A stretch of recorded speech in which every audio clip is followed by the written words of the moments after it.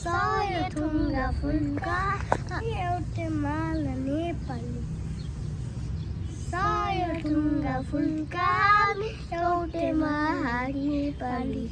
सर्वभौम फैलिए समेती महाकाली सय थुङ्गा फुलका एउटै माला नेपाली सर्वभौम फैलिए समेती महाकाली प्रकृति त कोटि कोटि सम्प्रदा त अथल